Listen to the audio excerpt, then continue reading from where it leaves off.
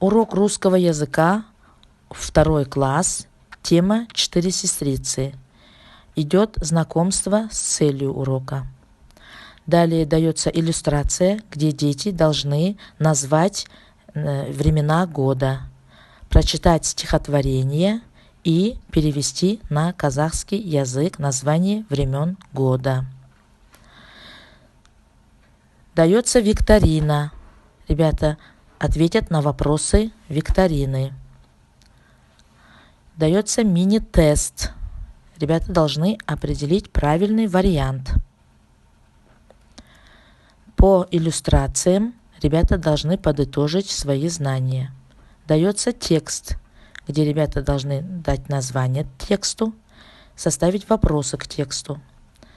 Дается задание карточка, где по иллюстрациям ребята должны дополнить их прилагательными. Домашнее задание. Итог урока. Ребята должны подытожить свои знания и рефлексия.